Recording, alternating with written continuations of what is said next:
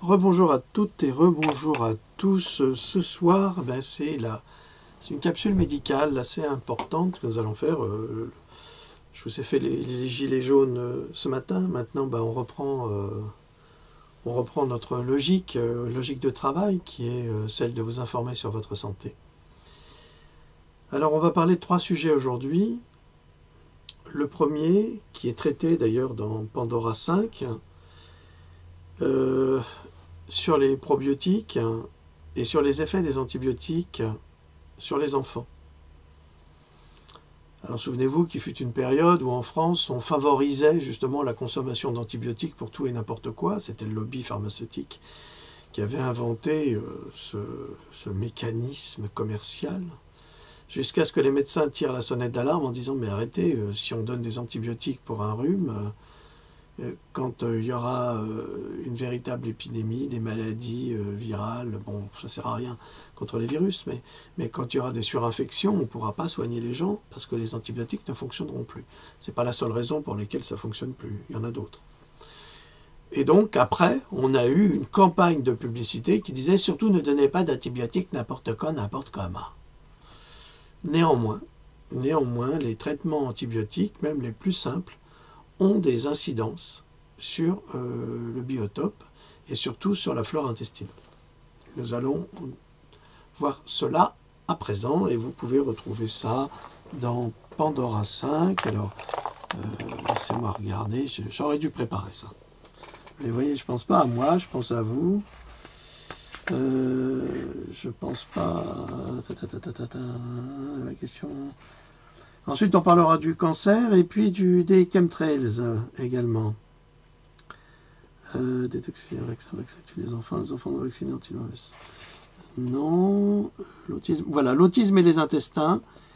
Donc, dans ce volume-là, vous trouverez aussi énormément d'informations concernant la flore intestinale et comment est-ce qu'on peut sauver quelques enfants autistes avec un régime alimentaire particulièrement bien dosé. Alors, un dysfonctionnement de la flore intestinale à cause des antibiotiques peut mener à de l'agressivité, soit à un comportement agressif. Une récente étude a montré qu'une antibiothérapie en fin de grossesse et dans la petite enfance provoquait un tempérament agressif et des modifications comportementales à long terme chez les modèles animaux. Alors vous imaginez bien que si ça fonctionne comme ça chez les animaux, qui sont des mammifères, eh bien on a le même fonctionnement chez les êtres humains. Une équipe de chercheurs de l'université McMaster et de St. Joseph Healthcare à Hamilton en Ontario au Canada a examiné les effets d'un traitement à la pénicilline à faible dose chez les souris et leur progéniture. Le traitement à la pénicilline a provoqué un déséquilibre chez la souris. Pénicilline, c'est le premier antibiotique qui a été découvert dans les années 40, je crois, et qui a valu au médecin qui l'a découvert le prix Nobel. Ces changements ont coïncidé avec une augmentation de l'agressivité et une réduction de l'anxiété chez les modèles animaux, ont déclaré les chercheurs. Alors la pénicilline, qu'est-ce que c'est? C'est un antibiotique, mais c'est aussi un champignon. C'est une levure, c'est la levure d'un champignon. Et si vous n'avez pas d'antibiotique et si vous êtes perdu et que vous avez des citrons qui commencent à pourrir, la poudre qui se met sur le citron, c'est de la pénicilline. Bon, vous pouvez la trouver autrement. Mais ça, c'est en cas d'extrême urgence et si on n'a rien d'autre. Cependant, l'étude a révélé que le fait de donner aux souris une souche de bactéries Lactobacillus avait permis d'éviter l'apparition de ces comportements agressifs. Dans un article publié dans le ScienceDaily.com, le docteur John Bienenstock déclare: dans cet article, nous rapportons que la pénicilline à faible dose, administrée en fin de grossesse et au début de la vie de la progéniture d'une souris, modifie le comportement et l'équilibre des microbes dans l'intestin. Mais pas que ça. Bien que ces études aient été effectuées sur des souris, elles font apparaître une inquiétude croissante concernant les effets à long terme des antibiotiques. De plus, nos résultats suggèrent qu'un probiotique pourrait être efficace pour prévenir les effets néfastes de la pénicilline. Mais on a découvert également qu'il n'y avait pas que la pénicilline qui créait justement des problèmes au niveau des intestins, tout ce qui est Nurofen, Ibuprofène également. Donc ce serait bien de compenser avec des probiotiques. Les résultats ont été publiés dans la revue Nature Communication. Impact potentiel des antibiotiques sur le comportement des enfants. L'auteur principal a également noté que les enfants étaient exposés aux antibiotiques pendant les maladies de l'enfance, et je rajoute à travers les vaccinations, parce qu'il y a des antibiotiques également dans les vaccins, et a insisté sur les effets potentiels des traitements antibiotiques précoces sur le développement comportemental et futur de l'enfant. Une autre étude a démontré un effet similaire sur les modèles animaux. Des chercheurs canadiens ont examiné des souris en bonne santé et ont utilisé des antibiotiques pour modifier leurs bactéries intestinales. Selon l'étude, les souris ayant reçu des antibiotiques ont manifesté une plus grande impatience et moins d'appréhension par rapport à celle du groupe témoin. Les chercheurs ont également découvert que les souris traitées aux antibiotiques présentaient des taux plus élevés de protéines cérébrales associées à la dépression et à l'anxiété par rapport aux témoins, au groupe témoin. Les résultats ont été publiés dans la revue Gastro-entérologie. C'est des revues professionnelles de médecine aux États-Unis. Une méta-analyse publiée en 2014 a également confirmé que l'utilisation d'antibiotiques pour traiter l'inflammation conduit à un déséquilibre chimique des bactéries intestinales. La revue note que ces effets induisent des changements dans la fonction intestinale et le comportement des hôtes. Les résultats ont été publiés dans la revue Advances in Experimental Medicine and Biology. Un grand nombre d'études montrent que certains changements de comportement tels que des agressions précoces chez les enfants pourraient se manifester jusqu'à l'adolescence et à l'âge adulte, en conséquence de tous les traitements antibiotiques qu'ils ont subis. Comme aux États-Unis et en France maintenant, on a la vaccinite aiguë, on fait des infections, des surinfections, on a besoin de traitements antibiotiques, et puis voilà, des bronchites et ce que vous voudrez. Une étude réalisée par l'Institut Frances Mac Leland de Tucson en Arizona a relevé que les garçons étaient plus susceptibles que les filles de se livrer à des actes agressifs tels que frapper des personnes, entre autres. Cependant, l'examen a également montré que les filles étaient plus susceptibles que les garçons à recourir à l'agression sociale. L'étude a également révélé que les deux sexes ont tendance à utiliser simultanément ces deux formes d'agression. Il faut quand même ajouter que le régime alimentaire, l'eau fluorée, qu'il y a aux États-Unis, et Dieu sait qu'elle est fluorée, c'est un grand combat aux États-Unis actuellement, amplifie tous ces phénomènes. Une autre étude révèle que le comportement agressif à l'adolescence est également associé à des comportements plus violents étudiés à l'âge adulte, tels que les abus sexuels, la maltraitance d'enfants, la violence domestique, allant jusqu'à l'homicide. Un rapport du ministère de la Justice américain a montré que le taux d'homicide était, chez les jeunes adultes de 18 à 24 ans, les plus élevés. Les données ont également montré que 7,7% de toutes les femmes américaines avaient subi des violences sexuelles, tandis que 22% étaient victimes de violences conjugales. Les résultats ont été publiés dans le Journal of Nursing and Mental Health, Nursing, à propos, et si vous voulez en savoir davantage sur l'état actuel de la violence aux États-Unis, je vous encourage à visiter le site violence.news et civilwar.news. Ça, c'est pour les violences faites aux femmes. Et il y en a beaucoup. Mais le pays où on frappe le plus les femmes, c'est l'Australie, contrairement à ce qu'on pourrait imaginer. Un certain nombre de recherches connues sous le nom d'études des poupées Bobo, du psychologue Albert Bandura, démontrent un cercle vicieux d'agression pouvant être transmis par des parents à leurs enfants. Selon les études de Bandura, les parents qui font preuve d'agressivité sont plus susceptibles d'avoir des enfants affichant des comportements similaires. Voilà, les sources sont le Daily Mail, le Science Daily, le Life Science, le McClelland Institute, Bon, ça c'est des abréviations, mais c'est deux sites gouvernementaux américains, Psychology Today, Facebook, Twitter, Google, plus partagez, je vous en prie, vous diffusez pour que les gens soient informés. Bon,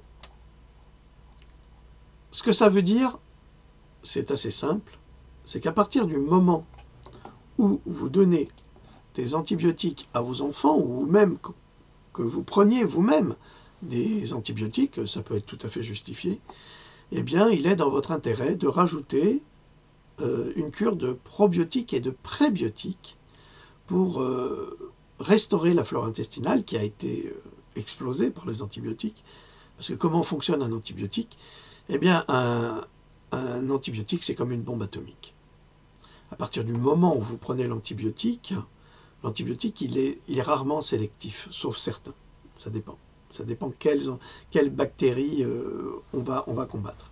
Mais vous savez très bien que dans l'intestin, il y a des milliards de bactéries, des milliards de bonnes bactéries et des milliards de mauvaises bactéries. C'est le principe du système immunitaire qui y demeure à 70% à peu près. Donc à partir de là, lorsqu'on va prendre un antibiotique, c'est comme si on lâchait une bombe atomique qui va détruire toutes les bactéries, enfin une grande partie des bactéries, les bonnes et les mauvaises. Ensuite, il va falloir des mois pour que la flore se reconstitue. C'est pour ça qu'on doit l'aider à se reconstituer, c'est pour ça qu'on est souvent fatigué suite au traitement antibiotique, parce que on a épuisé, on a détruit toute sa flore intestinale, il faut qu'elle se reconstitue. Alors les yaourts, c'est nettement insuffisant, c'est même pratiquement inutile, mais une cure de probiotiques, qui sont des probiotiques à milliards, c'est vraiment des milliards, peut permettre de restituer, si vous voulez, l'état primaire de votre flore intestinale. Voilà. Et de la flore intestinale, évidemment, de vos enfants, de la même manière. Bon, pour les femmes, quand les femmes ont des problèmes gynécologiques, c'est souvent lié justement à un manque de probiotiques et de prébiotiques. Ah, c'est sûr que quand on commence à comprendre comment ça fonctionne, on n'a presque plus besoin de voir un médecin. Et comme bientôt tous les médecins seront mis au chômage, eh bien oui, avec l'intelligence artificielle, les chirurgiens, il n'y en aura plus, il n'y aura plus personne, il existe déjà ces machines. Je ne sais pas si vous avez vu l'avant-dernier film de Ridley Scott, Prometheus, où l'actrice principale va s'opérer elle-même dans le robot opérateur qui est robot chirurgien. Donc il fait tout le boulot. On n'a plus besoin de médecin aujourd'hui. Un simple scan va déterminer si vous avez une tumeur, une simple prise de sang va déterminer toutes vos fonctions biologiques, tout ce qui fonctionne, tout ce qui ne fonctionne pas. Et les médecins, bye bye. C'est pour ça qu'aujourd'hui, ce ne sont plus que des prescripteurs ou des vaccinateurs. C'est dramatique. C'est dramatique parce que, bon, évidemment, dans les grandes villes, on aura toujours ces robots qui soigneront sans empathie directement. Ah là, on ne pourra pas leur demander un arrêt de travail, c'est pas possible. Mais dans les campagnes, ça sera très difficile d'avoir ces robots-là. Donc l'avenir des médecins, messieurs, mesdames, c'est les campagnes. C'est pas les villes, ça je peux vous l'assurer. Vous êtes trop nombreux en ville.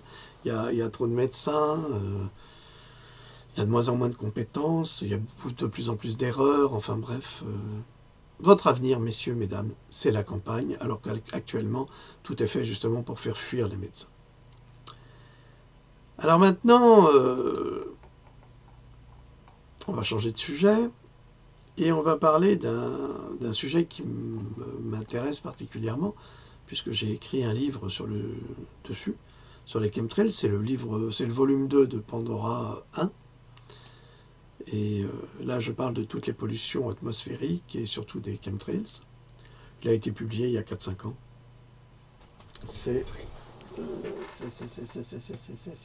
Où est-il? Oh, il n'est pas là. Je regarde. Si, il est là. Voilà. C'est dans ce volume-là. Je rangerai après. C'est dans ce volume-là. Donc, vous trouverez toutes ces informations qui ont été publiées et je vous explique les chemtrails, je vous explique comment les nanotechnologies vont modifier votre ADN. Parce que, ah oui, ça va jusque-là. Alors évidemment, à l'époque, j'étais traité d'immonde et d'odieux complotiste. Alors les insultes ont fusé, c'était merveilleux. C'était une période extraordinaire. Et puis aujourd'hui, les choses ont changé. Les choses ont changé parce que déjà en 2016, l'ONU reconnaissait l'existence des chemtrails, mais les malveillants en France disaient qu'on était toujours des complotistes, parce qu'à chaque fois que vous êtes traité de complotiste, quand vous fournissez des preuves, c'est des preuves qui sont toujours insuffisantes pour ces gens qui les réclament. Ça ne leur convient pas. Des preuves scientifiques, ça ne leur convient pas. Ils veulent des preuves qu'eux, ils ont fait eux-mêmes. Voilà. Donc on ne peut pas parler avec ces gens-là. Et donc, aujourd'hui, en 2018, le grand jour est arrivé, car depuis de nombreuses années, nous qui observons les cieux, qui constatons la recrudescence des maladies neurodégénératives, donc Parkinson, Alzheimer, entre autres, nous sommes insultés, traînés dans la boue, humiliés quotidiennement par des ignorants malveillants, mais finalement, comme la terre, les opinions de ceux qui nous crachaient dessus changent, telle la girouette d'un clocher, et ce jour est enfin arrivé, ce jour où les grands médias ont finalement décidé de dire la vérité sur l'existence des chemtrails. Ça se passe évidemment aux États-Unis. Mais vous avez commencé à le remarquer en France. Dans les journaux télévisés, ils commencent quand même maintenant à contrarier un peu les bêtises que nous avait dites une Madame Météo sur TF1, elle avait dit des bêtises absolument aberrantes, comme quoi les lignes blanches que l'on voyait satellites, c'était les traînées des cheminées des bateaux de pêche, des chalutiers et des paquebots. Celle-là, elle a oublié de prendre son cachet pour l'intelligence. Alors, la géo-ingénierie est maintenant discutée ouvertement par les mêmes personnes qui ont prétendu qu'il s'agissait d'une théorie du complot. Alors la géo-ingénierie ou chemtrails c'est chemical trails, ça veut dire que ce sont des traînées chimiques, à ne pas confondre avec les contrails, C-O-N et trails, T-R-A-I-L-S. Les contrails sont en revanche des traînées de vapeur laissées par les avions. Mais nous savons que ces traînées blanches qui sont laissées par les avions ne sont pas des contrails, dans 98% des cas, mais des chemtrails qui vont s'étendre, s'épandre et former des plafonds grisâtres pour nous cacher le soleil. Alors quand on disait ça, on nous traitait d'imbéciles, mais je trouve que maintenant, on n'est plus si bête que ça. N'oubliez pas qu'il y a quelques années à peine, ces mêmes scientifiques et nouvelles agences de presse qui font désormais largement état du besoin supposé de la géo-ingénierie afin de refroidir la planète, et qu'ils ont nié avec acharnement qu'un tel concept existait. Dans Pandora, j'ai même expliqué qu'un directeur du CNRS avait déclaré qu'on n'avait pas la technologie. Ah, le type, il est directeur. Directeur au CNRS. Et il vous dit, non, c'est pas possible, ça n'existe pas, alors que ça existe depuis 1945. C'est des champions du monde, je vous dis. La France, c'est des champions du monde. Quiconque osait même parler de chemtrails ou de géo-ingénierie était qualifié de théoricien du complot, même si les chemtrails étaient visibles dans notre ciel depuis plus de 45 ans. D'une manière ou d'une autre, ces mêmes manipulateurs sociaux ont décidé qu'il était temps d'arrêter de mentir. Du moins à propos de l'existence des chemtrails. Ils ne peuvent plus le cacher, je veux dire que vous le voyez vous-même, vous êtes témoin, vous apercevez qu'il se passe des choses qui ne sont pas très catholiques, donc ça ne peut plus se cacher, se dissimuler. Donc on va dire la vérité, mais on va dire une autre vérité. Pas la vérité. On va dire une vérité qui correspond à un plan machiavélique. Mais ils continuent de colporter le mensonge du réchauffement climatique avec leur dernière admission selon laquelle les chemtrails existent, allant encore plus loin en insistant sur le fait qu'ils sont nécessaires à la survie de la planète. Cependant, même s'il est désormais de notoriété publique que les chemtrails sont bien réels, les autorités ne disent toujours pas la vérité sur l'objectif final des chemtrails. Leur objectif est de bloquer intentionnellement le Soleil avec des aérosols chimiques. Alors, composition des chemtrails, je l'avais déjà donné, donc c'est aluminium, barium, plomb, arsenic, enfin, que des poisons mortels, à tel point qu'il y a 2 ans ou 3 ans, je ne sais plus exactement quand, Monsanto a créé un gazon qui résiste à l'aluminium. Or, l'aluminium est un métal, non pas lourd, très léger au contraire, est un métal qui ne se trouve pas à l'état de métal dans la nature. C'est une réaction chimique avec la bauxite qui va s'enrouler autour des piles quand on va électrocuter les bouts rouges. Donc, on ne peut pas trouver de l'aluminium dans la rue ou dans votre jardin de cette manière. Ça ne marche pas comme ça. C'est juste pour vous expliquer que si Monsanto fabrique un gazon qui résiste à l'aluminium, c'est qu'il y a une raison très précise à cela, c'est que Monsanto est complice de la fabrication même des chemtrails. En toute logique. C'est un raisonnement. Alors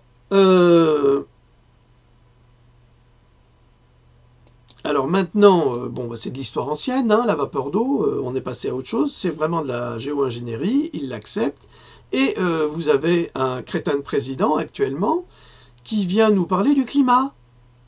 Mais c'est là que maintenant que vous comprenez où sont passés vos impôts. C'est-à-dire que pendant des années, on a payé ces épandages chimiques, et puis, il faut quand même être lucide. On a gazé 6 millions de personnes entre 39 et 45, en Allemagne et dans les pays de l'Est, dans les camps de concentration. On s'en offusque à juste raison, mais aujourd'hui, nous sommes gazés à ciel ouvert, et personne ne dit rien.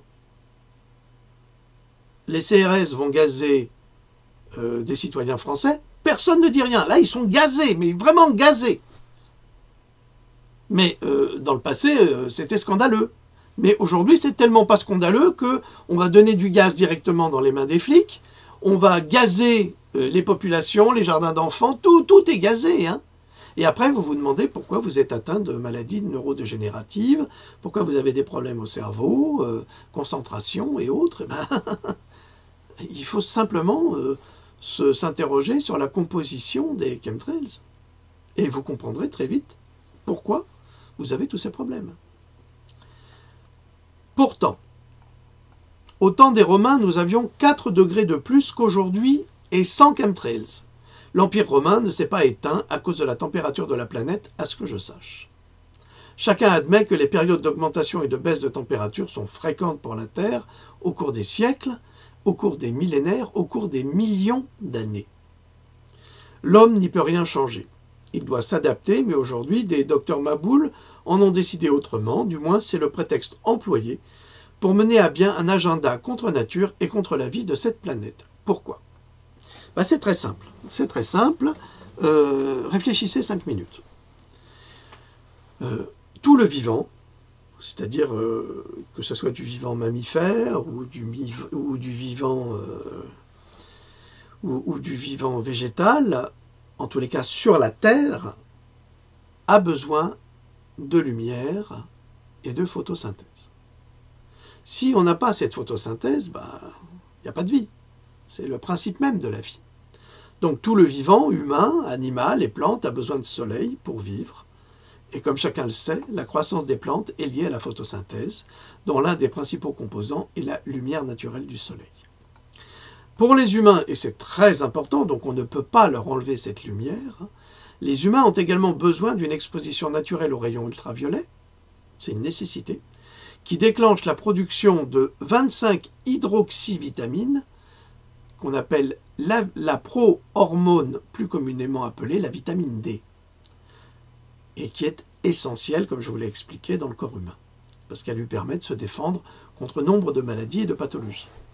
Pourtant, des chercheurs de 2 des universités les plus réputées aux États-Unis et au monde, l'université de Harvard et l'université de Yale, également à l'origine des études que je publie parfois, et qui ne semblent pas comprendre que la vie ait besoin de lumière. Ces chercheurs refusent volontairement de reconnaître cette réalité. favorisant à leur tour les efforts mondialistes visant à réduire massivement la population mondiale en privant les populations de lumière naturelle. Comme l'a révélé RT, l'agence RT, les scientifiques à l'origine de cet agenda de gradation globale admettent qu'il s'accompagne de résultats très incertains, notamment la possibilité élevée que le fait de bloquer les rayons du Soleil entraîne infiniment plus de situations catastrophiques pour notre monde que tout ce que le changement climatique provoqué par l'homme aurait pu lui infliger. Donc vous imaginez bien ce que ça veut dire. Ça veut dire qu'on a des apprentis sorciers, on a des débiles mentaux qui décident de jouer avec la nature contre notre intérêt, contre notre volonté, mais avec notre argent. Eh oui, parce que c'est avec notre argent qu'ils font tout cela. Sinon, ils ne le feraient pas. Mais ils ne nous le disent pas. Donc, on pourrait encore porter plainte contre l'autre abruti pour détournement de fonds publics, pour une mission qui n'a pas été acceptée ni par le Sénat, ni par l'Assemblée, et encore moins par les citoyens, avec défaut d'information. Alors c'est fraude, c'est vraiment de la fraude, hein, avec défaut d'information et mensonge, parce qu'ils ont menti pendant des années et ils nous ont envoyé tous les trolls de la création pour nous ridiculiser. Rien ne garantit que ces chemtrails n'aggraveront pas les choses de façon catastrophique, ce qui est le cas actuellement, et il existe un manque suspect d'informations sur ce que réduire l'exposition du soleil pourrait éventuellement faire pour ceux d'entre nous qui en dépendons, pour faire pousser de la nourriture et ne pas mourir de froid. Parce que ça aussi, ça vaut pour l'esclavage des sociétés. Parce que si vous n'avez plus de soleil, la Terre, elle gèle. Souvenez-vous qu'après un hiver nucléaire, il n'y a que du froid, il n'y a rien d'autre. On ne voit pas le soleil. Tellement il y a de poussière dans le ciel, on ne voit pas le soleil. Et qui dit qu'on ne voit pas le soleil, on fabrique plus de vitamine D, donc on s'affaiblit, on tombe malade.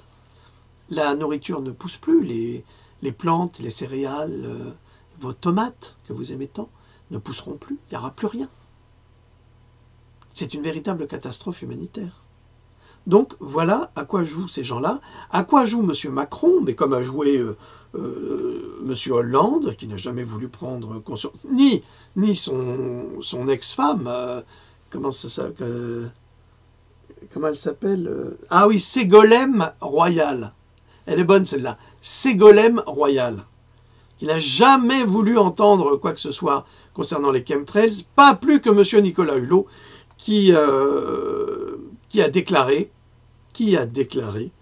dans une conférence qu'il donnait dans le sud de la France que les chemtrails, c'était un coup médiatique issu d'Internet, alors que là, ils viennent de dire que le contraire. Ils parlent de géo-ingénierie.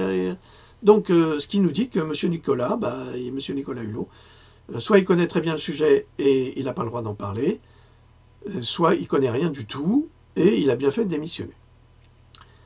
Les sources de cet article, CNN.com, naturalnews.com, rt.com, IOPS Science, Zero Hedge, etc. Alors maintenant, nous allons passer à un autre sujet, tout aussi grave. Je suis désolé, c'est... La médecine et le soin, c'est pas fait pour vous donner le moral, mais au moins ça peut vous donner de l'espoir de vous en sortir, au lieu de tomber dans les pièges que tous ces gens vous tendent pour s'enrichir à milliards. Bon, moi je ne sais pas combien j'en aurai encore à vivre, parce que avec tout ce que je vous dis, je suis une cible de choix. Alors, la chimiothérapie est désormais révélée toxique pour toutes les cellules vivantes du corps humain. T'entends ? Je répète. La chimiothérapie est désormais révélée toxique pour toutes les cellules vivantes du corps humain. Alors, quand vous allez voir votre oncologue, votre cancérologue, qu'est-ce qu'il vous propose ? Eh bien, quasiment à 99%, dans 99% des cas, une chimiothérapie. En plus, la chimiothérapie provoque un dysfonctionnement mitochondrial. Et alors ça, c'est très grave parce que ça touche tous vos muscles. Alors, l'American Journal of Physiology, Cell Physiology, déclare sans équivoque que la chimiothérapie n'est pas un médicament, pas plus qu'une thérapie.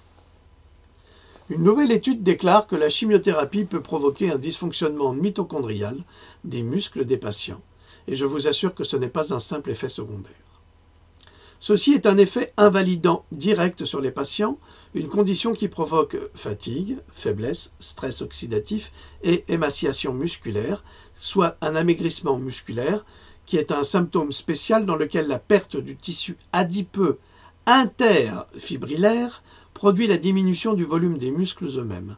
Vous trouverez cette définition dans les éditions Legendre, dans le nouveau traité médical, fascicule 7 de 1924, page 352. C'est aussi ça, faire des recherches. Et ça, évidemment, c'est pas dans l'article original. La recherche a été conduite à l'Université du Vermont et elle constate que les patients atteints de cancer du sein, surtout les patientes, sont lésés par la chimiothérapie. Alors, ils en utilisent deux en général pour le cancer du sein, renseignez-vous. C'est la doxorubicine et le paclitaxel. Et je crois que ce sont des chimiothérapies assez anciennes, elles ont plus de 40 ans. Ce sont les soi-disant médicaments couramment utilisés après une chirurgie chez les patientes atteintes d'un cancer du sein. Les mitochondries sont le centre énergétique des cellules. Le traitement du cancer doit maximiser la production d'énergie des cellules et non la limiter. Maximiser la production d'énergie mitochondriale est l'une des clés d'une guérison saine du cancer. Les médicaments contre le cancer du sein créent, littéralement, les conditions propices au développement de futurs cancers. C'est très grave, ce qu'il dit là. C'est même dramatique, parce que ce que ça dit, c'est que les deux chimiothérapies que je vous ai nommées, la doxorubicine et le paclitaxel, qui sont censés guérir les femmes du cancer du sein, en fait, provoquent le cancer du sein. La chimiothérapie augmente le nombre de cellules tumorales circulant dans le sang, le propageant ainsi dans des zones précédemment non atteintes. C'est ce que je vous expliquais hier. Les médicaments chimiothérapiques détruisent les mitochondries des cellules saines, initiant des maladies chroniques. C'est un petit peu comme les antibiotiques, hein. Ça fait tout exploser, et ça fait exploser le mal comme le mauvais. Et après, quand ça se reconstitue, ça ne fait pas le tri entre le mal et le mauvais. Surtout si les cellules mères sont conservées. Et elles sont conservées puisqu'elles ne sont pas à 100% détruites. Pour mieux comprendre l'équipe de recherche de l'Université du Vermont, celle-ci a comparé les fibres musculaires de femmes subissant une chimiothérapie pour le cancer du sein après le retrait d'une tumeur, comparé à un groupe témoin sain. Ces femmes ont présenté une perte musculaire importante, indiquée par une section transversale inférieure des fibres musculaires. J'en profite également pour vous signaler que, après une chimiothérapie, les femmes perdent une partie de leur intelligence. Ah oui, non, mais c'est publié, hein, c'est reconnu scientifiquement. Et elles le savent, elles s'en rendent compte. Après un cancer du sein, elles disent « j'arrive plus à penser normalement ». Elles s'en rendent compte. Moi, je l'ai vu avec maman, j'ai vu comment ça s'est passé. Il faut beaucoup faire travailler son cerveau pour récupérer. Et pendant des années. Des années. Donc voilà. C'est terrible. C'est abominable. Ces soins allopathiques ne sont pas faits pour nous soigner. Ça, c'est mon combat. Je vous dis que l'allopathie, c'est une médecine d'urgence absolument remarquable. Mais là, on a la preuve que ces doxorubicine et paclitaxel sont plutôt des poisons que des médicaments. Et en fait, on y va en pleine... Enfin, les femmes y vont en pleine confiance, en se disant, c'est super, moi je vais faire une chimio, puis après ça sera fini. Pas du tout. Pas du tout, mesdames. Tu vas prendre ça, puis tu vas y passer. Et tu ne peux pas faire autrement qu'y passer. C'est ce qui est dit dans cet article, hein, pardonnez-moi. Hein. Je vous donnerai toutes les références. Hein. Ensuite, les chercheurs ont appliqué des médicaments de chimiothérapie aux cellules musculaires de souris et ont étudié leurs mitochondries. Le nombre de mitochondries était significativement réduit et un stress oxydant associé à une atrophie ont été découverts. C'est pour ça, mesdames, messieurs, qui avez un cancer, qu'il faut consommer énormément de vitamine C pour justement supprimer ce stress oxydatif. Les chercheurs ont découvert également que la doxorubicine et le paclitaxel infligent un stress oxydatif sévère qui endommage les cellules, limite la production d'énergie mitochondriale, accélère la mort cellulaire et crée les conditions propices aux maladies chroniques. Alors, dans ce volume-là, c'est celui-là ou c'est l'autre? Je pense que c'est celui-ci. J'ai un chapitre très important pour les personnes touchées par le cancer et pour ce qu'elles peuvent poser comme question à leur médecin. Et vous verrez, c'est passionnant. Ça vous explique qui, quand, quoi, comment. Ça vous explique également quel type de chimiothérapies sont dangereuses, celles qui le sont moins, celles qui peuvent vous faire mourir si vous êtes allergique. C'est vraiment très intéressant. C'est dans ce volume-là. Je ne dis pas ça pour le vendre, je dis ça pour vous informer. Parce que ces informations-là, vous les trouvez nulle part ailleurs en France. J'aimerais bien qu'elles soient publiées ailleurs, mais ce n'est pas le cas.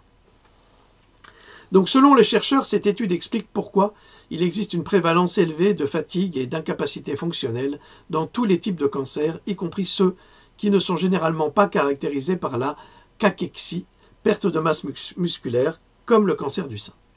En fait, les patients luttent contre les effets invalidants directs des médicaments de chimiothérapie. La recherche sur le cancer s'éloigne des agents toxiques de chimiothérapie. Heureusement, des chercheurs du monde entier étudient des options de traitement qui améliorent la production d'énergie mitochondriale pour une guérison saine du cancer.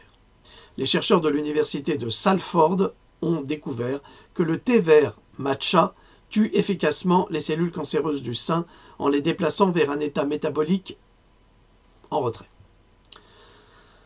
De même, une herbe originaire d'Europe, d'Asie et d'Afrique du Nord semble prometteuse pour le traitement des cancers du sein et de la prostate. Alors j'en ai parlé dans Pandora 1 il y a 5 ans déjà.